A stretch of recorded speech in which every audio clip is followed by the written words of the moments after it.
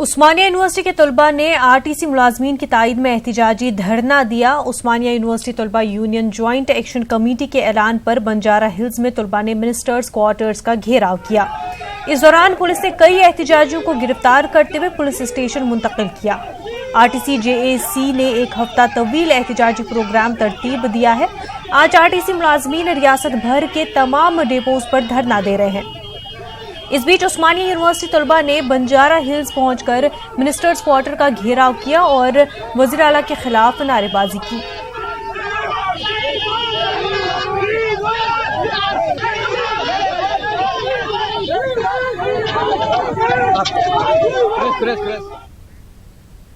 तेलंगाना में आरटीसी मुलाजमीन की हड़ताल 10वें दिन में दाखिल हो गई है। मुलाजमत से बरतरफ करने के वजीर आला के केसीआर के ऐलान के बाद से हड़ताली आरटीसी मुलाजमीन की खुदकुशियों का सिलसिला जारी है। 2 दिन कबल खमम डिपो से ताल्लुक रखने वाले ड्राइवर ने खुदकुशी की थी। कल ड्राइवर की अस्पताल में इलाज के दौरान मौत हो गई। बीती रात हैदराबाद के इलाके कारवान में रानीगंज डिपो में कंडक्टर के तौर पर खिदमात अंजाम दे रहे सुरेंद्र गोड ने अपने ही घर में फांसी लगाकर खुदकुशी कर ली। आरटीसी हड़ताल के सबब नौकरी से महरूमी पर कंडक्टर ने एक कदम उठाया। जब से हड़ताल शुरू हो गई थी उस वक्त से वो परेशान था। महलूक कंडक्टर के मकान के बाहर सिक्योरिटी सख्त कर दी गई है।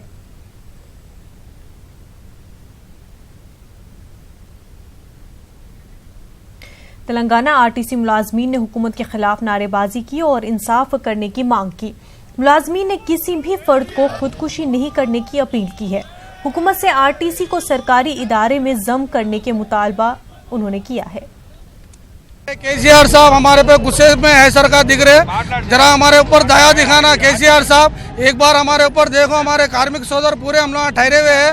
हम 9 दिन से अब जो चल रहा 10वां दिन है, हमारे को तनख्वाह नहीं है। वो पैसों के लिए बात कर रहे हैं। हम लोग क्या बात कर रहे हैं? आरटीसी गवर्नमेंट में मिलाना। आरटीसी गवर्नमेंट में मिला है तो पब्लिक को बेनिफिट है, हमारे को कुछ भी बेनिफिट नहीं है। पब्लिक को कहीं का बेनिफिट है बोले तो पूरे पास आ रहे थे, फ्री ऑफ कास्ट में फिर सकते, बच्चों को सब रहते ना, सब सहूलत मिलते। आरटीसी में बसा बहुत पुराने हो गए, सब बहुत बसा है, नए बसा लाओ। आरटीसी में प्रभुत्व में गवर्नमेंट में विलीनम करो बोल के हमारी मांगे है। हमारे सीएम साहब ऐसे नहीं थे, बहुत अच्छे सीएम साहब है। सीएम साहब को क्या हो गया? असल सीएम साहब है, नकली सीएम साहब है, हमारे तो समझ में नहीं आ रहा। फिर तेलंगाना का सीएम।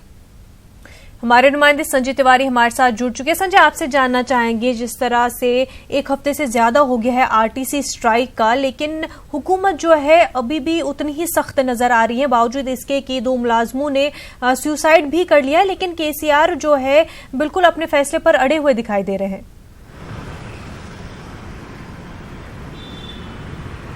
बिल्कुल मुनज्जा, 10 दिन हो गए हैं आरटीसी की स्ट्राइक को, आज 10वां दिन है और 4 लोग अब तक जो है वो इस आरटीसी के एम्प्लॉय जो है वो जिनकी मौत हो चुकी है। इसमें 2 ने खुदकुशी की और 2 का हार्ट अटैक से डेथ हुई है। इस पूरे मामले में सरकार का रुख पूरी तरह से सख्त है। अब तक सरकार ने किसी भी तरह की नरमी के कोई संकेत नहीं दिए हैं। मुख्यमंत्री ने साफ तौर पर कल बैठक में ये साफ स्पष्ट किया कि वो कोई बातचीत नहीं होगी और नए कर्मचारियों की नियुक्ति होगी। इसके लिए सरकार जो है वो रिटायर्ड जो पुलिस के ड्राइवर हैं या आरटीसी के रिटायर्ड ड्राइवर और कंडक्टर हैं उनसे संपर्क कर रही है। अशोक लीलैंड कंपनी जिसने आरटीसी को बसेस प्रोवाइड की थी, उस कंपनी से भी सरकार ने संपर्क किया है ताकि उनके कुछ मेंटेनेंस स्टाफ को लिया जा सके और बसों का मेंटेनेंस किया जा सके। यानी सरकार किसी भी हाल में जो हड़ताल पे गए कर्मचारियों के साथ किसी तरह के समझौते के मूड में नहीं है, दूसरे रास्ते तलाश रही है। और यही समस्या है पूरी। जो आरटीसी एम्प्लॉय मजदूर यूनियन है उनका कहना है कि वो मर्जर के अलावा किसी भी उससे नीचे किसी शर्त पर नहीं मानेंगे, जबकि सरकार ने साफ तौर पर कह दिया कि वो कर्मचारी जो है वो नौकरी में नहीं है और वो नई नियुक्ति करेगी। तो ये डेडलॉक बना हुआ है और उसके चक्कर में आम आदमी भी परेशान हो रहा है और कहीं ना कहीं जो एम्प्लॉयज़ यूनियन के लोग हैं, जो कर्मचारी हैं, वो एक्सट्रीम स्टेप भी उठा रहे हैं। जी मुनज़्ज़ा।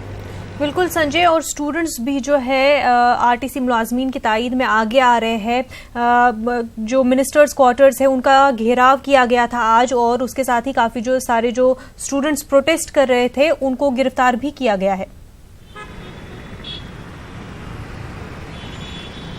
बिल्कुल मुनज़्ज़ा, जो उस्मानिया यूनिवर्सिटी के स्टूडेंट, तेलंगाना जब अलग स्टेट बनाने का जो डिमांड हुआ उसमें सबसे इम्पॉर्टेंट रोल उस्मानिया यूनिवर्सिटी के स्टूडेंट्स ने रोल प्ले किया था। अब वही स्टूडेंट्स आरटीसी एम्प्लॉयज़ के समर्थन में खड़े हो गए हैं। आज उस्मानिया यूनिवर्सिटी के अंदर बाकायदा सारे स्टूडेंट जमा हुए और वो जैसे ही मिनिस्टर्स क्वार्टर का घेराव करने लगे के लिए चले आगे, पुलिस ने उनको वहीं पर हिरासत में ले लिया। लेकिन कुछ स्टूडेंट पहले से ही निकल चुके थे अपने कॉलेज से और वो सीधे मिनिस्टर्स क्वार्टर पहुंच गए और वहां पर भारी पुलिस बंदोबस्त था। पुलिस के साथ काफ़ी धक्का मुक्की हुई और उसके बाद उन छात्रों को भी हिरासत में लिया गया। तो अब ये आंदोलन सड़कों पर है और उग्र होता जा रहा है। इस बात की गंभीरता को सरकार को समझना होगा और कहीं ना कहीं कोई ऐसा रास्ता निकालना होगा, क्योंकि ये इसमें तमाम राजनीतिक दलों का समर्थन भी हासिल है और अगर ये स्थिति और ज़्यादा विकट होती चली गई तो बहुत कहना मुश्किल होगा तेलंगाना में कि अगली तस्वीर क्या होगी। जी बिल्कुल संजय, हालांकि स्टूडेंट्स हो चाहे ओपोजिशन पार्टियां हो, वो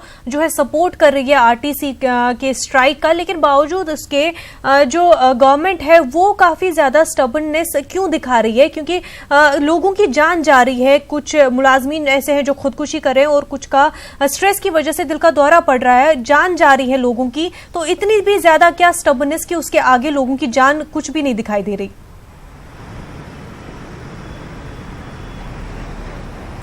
देखिए मुनज़्ज़ा, ये बात तो सच है कि जो आरटीसी है उसके यूनियन जो है वो काफ़ी स्ट्रांग है और बहुत महत्वपूर्ण रोल प्ले करती है। उसकी यूनियन की ताकत को केसीआर बहुत अच्छे से जानते हैं और वो नहीं चाहते कि कोई भी ऐसी ताकतवर यूनियन या ताकतवर संगठन मौजूद रहे जो कभी सरकार को चुनौती दे या उनके लिए कोई आगे भविष्य में कोई समस्या पैदा करे। तो वो इस यूनियन को ख़त्म करना चाहते हैं और एक तरह से ये उनकी कोशिश तो पहले से है ही, लेकिन अब जब ये स्ट्राइक पर चले गए तो ये एक तरह का नाक का सवाल बन गया है। प्रेस्टीज इशू मुझे ज़्यादा बनता नज़र आ रहा है। दोनों तरफ से डेडलॉक है। सरकार ना तो एक कदम आगे बढ़ने को तैयार है, ना जो कर्मचारी यूनियन है वो एक कदम पीछे हटने को तैयार है। तो कुल मिला के इसी वजह से समझौते की कोई स्थिति नहीं बनती नज़र आ रही है और ये जो प्रेस्टीज इशू है अब ये गंभीर मोड़ लेता नज़र आ रहा है, क्योंकि इसमें बहुत सारी पॉलिटिकल पार्टीज़ भी इंडल्ज हैं और जाहिर तौर पर ये त्यौहार का मौका है। जब लोग अपने घरों को जाते हैं उस समय सारी बसेस नहीं चल पा रही हैं, स्कूलों की छुट्टियां एक हफ्ते बढ़ानी पड़ी सरकार को मजबूर होकर। तो अब 21 तारीख से सारी स्थितियां सामान्य हो पाएंगी ये भी कहना बहुत मुश्किल है।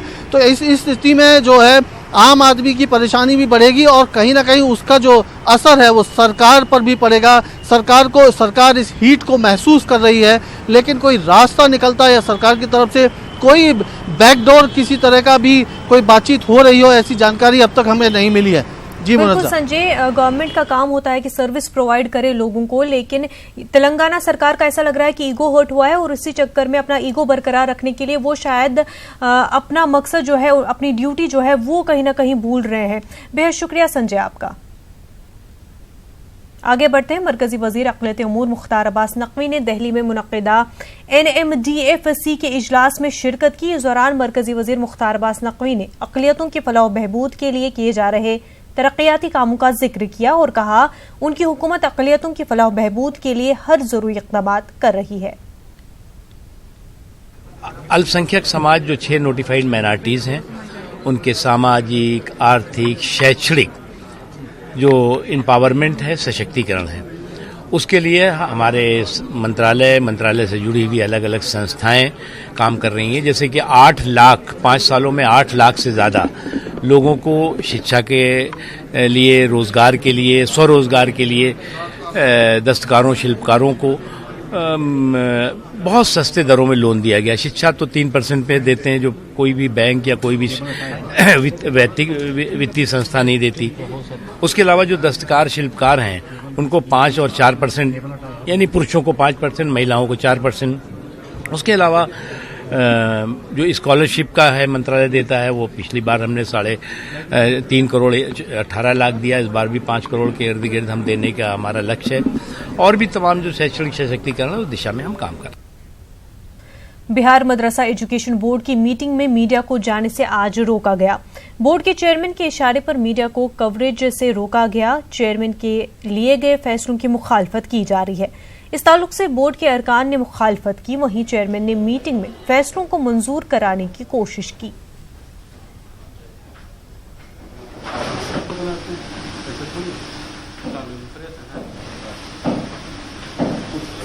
बाहर से भीतर बोला जाता है, भीतर बाहर से बोले तब हम आए कि हम आपके पास काय के लिए आते हैं। बाहर से भीतर बोला जाता है, भीतर बाहर से बोले तब हम आए कि हम आपके पास काय के लिए आते हैं।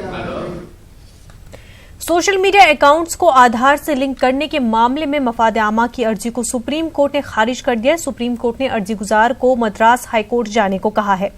यह अर्जी बीजेपी लीडर अश्विनी उपाध्याय ने दाखिल की थी। उन्होंने ये अर्जी फेक न्यूज और पेड न्यूज पर काबू पाने के लिए दाखिल की थी। उन्होंने कोर्ट से अपील की थी कि आधार कार्ड से अकाउंट्स को लिंक किया जाए। अलीगढ़ मुस्लिम यूनिवर्सिटी तलबा यूनियन के इंतखाबात कराए जाने के मुतालबे को लेकर तलबा का धरना आज तीसरे दिन भी जारी है। तलबा यूनिवर्सिटी के चिंगी गेट पर बैठे हुए हैं, जहां उन्हें मुसलसल तलबा की हिमायत हासिल हो रही है। तलबा इंतजामिया की सर्द मोहरी के खिलाफ एहतजाजी मुजाहरा कर रही है और जमकर नारेबाजी की जा रही है। मुश्तइल तलबा ने पुरानी चिंगी गेट को बंद कर रखा है और उनका मुतालबा है कि जल्द अज जल्द तलबा यूनियन के इंतखाबात की तारीखों का ऐलान किया जाए। कश्मीर में लैंडलाइन सर्विसेज बहाल होने की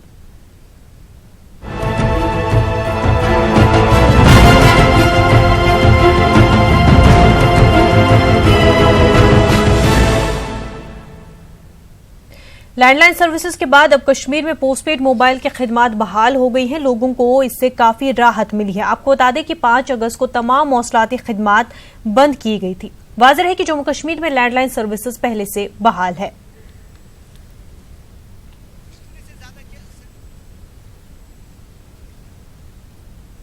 अगर बात करें 70 दिनों के बाद जो है यहाँ पे इन्होंने जो है पोस्ट पेड सर्विस गवर्नमेंट द्वारा जो है आज बहाल कर दी गई है। अच्छा स्टेप है, एक्साइटेड है लोग, क्योंकि अगर देखा जाए आज बहुत दिनों के बाद इन लोगों से बात करने का मौका मिला, अपने रिश्तेदारों से बात करने का मौका मिला। इससे पहले लैंडलाइन की बात हुई थी, लैंडलाइन सबके पास है नहीं। पोस्ट पेड कनेक्शन बहाल कर दिए गए, हमने बात की, अपने रिश्तेदारों से बात की, बाहर फ़ोन किया चाहे। लेकिन एक रिक्वेस्ट है गवर्नमेंट से कि अगर प्रीपेड्स भी जो है उनको बहाल कर दे, क्योंकि यहाँ पे अगर मेजॉरिटी ऑफ द पीपल देखे तो प्रीपेड्स का यूज़ होता है। स्टूडेंट्स की बात करें, दुकानदारों की बात करें, ट्रेडर्स की बात करें तो वो तो प्रीपेड ही यूज़ करते हैं, क्योंकि पोस्ट पेड सबके पास है नहीं। एक अच्छी मैसेज है कि फ़ोन खुल रहे हैं। मेरे पास पोस्ट पेड नहीं, मेरे पास प्रीपेड है। हम उम्मीद यही रखते हैं कि मेरे जेब से भी रिंग निकल जाए जब पोस्ट पेड खोला जाए। और इंटरनेट भी आप वो खुद देखिए कि वो नेशन कैसे डेवलप होगा जिसमें इंटरनेट ना हो, जिसमें कॉलिंग ना हो। ऊपर से मैं एक स्टूडेंट हूँ, मैं एक एज ए स्टूडेंट बात कर सकता हूँ कि ऑल इंडिया अब हमें आर्टिकल स्पेशल स्टेटस के बाद अब हमें ऑल इंडिया कम्पीट करना है। तकरीबन 70 रोज़ बाद आज सरकार ने बिल आखिर पोस्ट पेड सर्विसेज को बहाल कर दिया गया है। यहाँ पे आज अगर बात करें तो सरकारी अहकाम के मुताबिक आज 12 बजे से ही जितने भी पोस्ट पेड फ़ोन्स हैं वो चलना शुरू हो गए। यहाँ पे लोगों से हमारी बात हुई तो लोगों ने कहा कि ये एक बहुत ही अच्छा कदम उठाया गया है सरकार की तरफ से, जिससे कि लोगों को काफ़ी सहूलियत मिलेगी। हालांकि लोगों की मांग ये भी है कि इसके बाद अब इंटरनेट को रेस्टोर कर दिया जाए या ब्रॉडबैंड को रेस्टोर कर दिया जाए। ताहम लोगों का मानना है कि इससे काफ़ी हद तक जो है लोगों को राहत मिलेगी। सरकार का मानना है कि इससे जो नॉर्मल सी है उसको रेस्टोर करने में भी काफ़ी सारी फ़ायदा हो सकता है इस टेलीकम्युनिकेशन को रेस्टोर करने से। अब आगे देखना ये होगा कि टेलीकम्युनिकेशन रेस्टोर करने के बाद सरकार का अगला कदम क्या होगा, क्या ब्रॉडबैंड फैसिलिटीज़ या इंटरनेट फैसिलिटीज़ को भी रेस्टोर किया जाता है या नहीं। फिरोज़ वानी के साथ परवेज़ भट्ट, न्यूज़ 18 उर्दू, श्रीनगर। कश्मीर में आज 70 दिन के बाद mobile phone services post paid शुरू हो गई हैं। आप देख सकते हैं कि किस तरह लोग जो फोन पिछले कई दिनों से बंद थे, 2.5 महीने से ज्यादा अरसे से, इस वक्त हमारे साथ मौजूद है। आप नाम बताइए अपना। जसविंदर सिंह। फोन सर्विसेज बहाल हो गई, क्या कहेंगे आप, कैसा लग रहा है? अभी अच्छा लग रहा है। क्या मुश्किलात थी इन दिनों में? बहुत मुश्किल थी फोन के बिना। तब आपके कितने टाइम पहले चला आपका फोन? अभी आज चला, अभी 12 बजे के बाद। कोई फोन रिसीव किया अभी तक? अभी कर रहा हूँ मैं। अभी आप बात कीजिए, तब तक हम बात करेंगे। आप बताइए। जी सर। नाम बताइए अपना। समीर है मेरा नाम सर। समीर, मुझे बताएं जी सर कि आज फोन बहाल हो गया 70 दिन के बाद। जी सर। क्या कहेंगे? सर ये तो बहुत खुशी की बात है। परेशानियां तो बहुत ज्यादा थी। घर से सुबह इंसान निकलता था, पता नहीं होता था इंसान का कहाँ है क्या है, वो तो पता नहीं होता था। ये तो बड़ी खुशी की बात है। मगर अभी पोस्टपेड ही खाली चले हुए हैं। हम चाहते हैं कि प्रीपेड भी खुलना चाहिए। पहली बात आपने किससे की आज?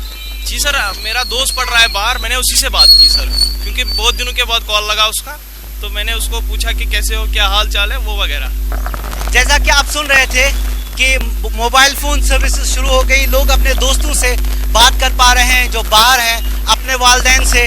अभी हमारे साथ जिनसे हमने बात की थी अभी उन्होंने बात मुकम्मल की है। आप यहाँ क्या करते हैं? आप यहीं रहते हैं? नहीं, हम जम्मू में रहते हैं। आप जम्मू में रहते हैं। बात हुई आपकी? हाँ, किसके साथ? मम्मी से हुई। आपकी अम्मी के साथ बात? मम्मी के साथ बात हुई? हाँ जी।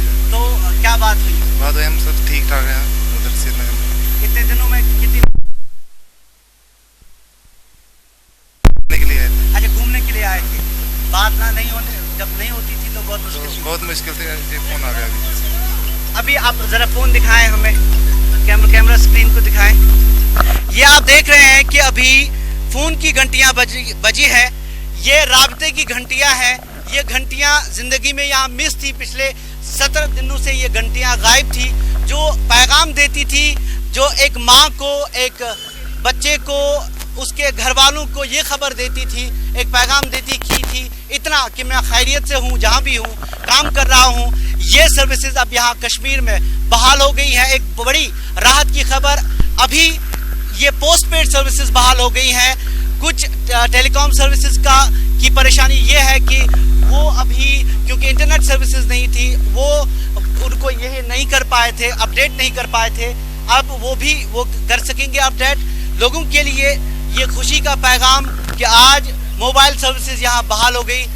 कैमरा पर्सन जहांगीर के साथ शबीर अहमद, न्यूज़ 18 उर्दू, श्रीनगर। कौमी सलामती मुशीर अजय डोभाल का कहना है कि कश्मीर में NIA की सरगर्मियां काबिल तहसीन हैं। उन्होंने कहा कि वादी में दहशतगर्दी के खिलाफ NIA की कार्रवाइयों का ज्यादा असर हुआ है। कौमी सलामती मुशीर ने दिल्ली में इंसदाद दहशतगर्दी एजेंसियों की कौमी कॉन्फ्रेंस से खिताब के दौरान इन ख्यालात का इजहार किया। NIA के IG आलोक मित्तल ने जम्मू कश्मीर टेरर फंडिंग केसों के जिम्न में की जा रही जांच की जानकारी फराहम की। आलोक मित्तल ने कहा कि अलायदगी पसंद लीडरों को पाकिस्तान की तरफ से फंड मिल रहे थे। पाकिस्तानी हाई कमीशन हवाला और दूसरे तरीकों से फंड्स की अदायगी कर रहा था। Impact that the NIA has been able to make on the Kashmir terrorism is more than any other agency has been able to do in the recent tremendous contribution of theirs. The way that they went against the money cases, the money laundering cases, the separatists, the various people and others. Now they took it in the right spirit, that is through the legally permissible methods and the proper processes and the procedures. They have followed the cases very diligently and very intelligently, and they have pursued the matters, which has put the pressure at the right places. And the persons who were the mercenaries or the persons who were being paid by the foreign agencies, they probably had to control their activities or stop their activities to some extent. But their efforts have not abandoned, they are continuing, and therefore the challenge continues. Ayodhya मामले की supreme court में समाअत जारी है। मुस्लिम फरीक के वकील राजीव धवन ने court में कहा कि 5 दिसंबर 1992 में जो मस्जिद थी उसी हालत में मस्जिद हमें सौंपी जाए। उन्होंने कहा कि 1989 तक हिंदू फरीकों ने मालिकाना हक नहीं मांगा था। वहीं राजीव धवन ने कहा कि अदालत सिर्फ मुस्लिम फरीक से सवाल कर रही है, जबकि मस्जिद पर गैर कानूनी कब्जा किया गया, लेकिन उसके बावजूद कोई कार्रवाई नहीं हुई।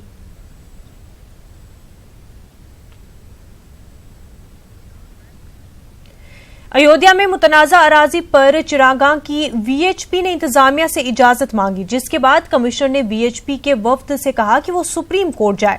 अगर कोर्ट इजाजत देता है तो वो हर तरह की सहूलत फराहम करेंगे। अनुमति भाई बताया ना कि उनका कहना है कि परंपरागत जो चल रहा है हम लोग उसका पालन बड़े ढंग से कर रहे हैं और करेंगे। महाराज जी, दीप जलाने के उद्देश्य से आप लोग अनुमति मांगने गए थे, इस पर क्या उन्होंने हाँ या ना बोला? प्रशासन ने सहयोग के लिए कहा है कि हम सहयोग दीप जलाएंगे। आप लोग वहाँ पर दीपोत्सव के लिए वहाँ दीप जलाने के लिए परमिशन आपको दिया कि नहीं दिया? अभी तो कहा कि जो भी चल रहा है परंपरागत वो चलेगा। कमिश्नर साहब ने हम लोगों के जो मांग था उस पर उन्होंने गंभीरता से विचार किया, सोचा समझा और कहा कि हर संभव प्रशासन आपको मदद करेगा। भगवान के यहाँ दीप जलाया जाएगा। जब सारी अयोध्या में दीपावली मनाई जाती है तो वहाँ भी मनाई जाएगी। मनाई जाती है उस परंपरा में कुछ विशेष के लिए हम सोचेंगे और संतों में उल्लास है कि प्रशासन हमारे साथ है और दीप महोत्सव हम लोग धूमधाम से मनाएंगे, पूरे अयोध्या नगरी में मनाएंगे, जिसका प्रकाशन पूरे विश्व में होगा कि अयोध्या आज आलोकित है, प्रसन्न है। रामलला के पास भी दीपक जलाया जाएगा। प्रशासन ने हमारी मांग को सुना, मुझे उम्मीद है कि हमें अनुमति मिलेगी। और प्रशासन सदैव सहयोगी बना रहा है, लेकिन हम सबकी मांग थी कि वहाँ पर दीपोत्सव का कार्यक्रम धूमधाम से मनाया जाए। जिस प्रकार से 3 वर्षों से लगातार प्रशासन के द्वारा जो है दीपोत्सव का कार्यक्रम अयोध्या में होता रहा है, ठीक उसी प्रकार से रामलला के दरबार में भी होना चाहिए, क्योंकि लंका पर विजय के उपरांत जो है भगवान श्री राम अयोध्या पधारे और विश्व ने जो है विश्व को आलोकित करने के लिए दीपोत्सव का कार्यक्रम जगह जगह पर होता रहा, घर घर मठ मठ मंदिरों में। तो स्वाभाविक है कि रामलला की जन्मभूमि जहाँ पर है वहाँ पर भी दीपोत्सव का कार्यक्रम हो, और हमारे भी एक हमारी श्रद्धा जो है उसको निवेदित करने का प्रयास हम करेंगे। इस संबंध में जो हम सब मिले थे और आज मुझे संतों ने जो है उनसे निवेदन किया है कि हमारी भावनाओं का भी आदर करिए, सम्मान करिए और हमें भी अनुमति दीजिए ताकि हम वहाँ पर करें। लेकिन कमिश्नर साहब ने कहा कि हम इस पर मंथन करेंगे, चिंतन करेंगे, उसके बाद जो होगा हम बताएंगे। जो लोग मुझसे मिले और उन्होंने एक अपनी बात रखी है, उसको लेकर के मैंने उनको स्पष्ट किया है कि प्रकरण माननीय सर्वोच्च न्यायालय में विचाराधीन है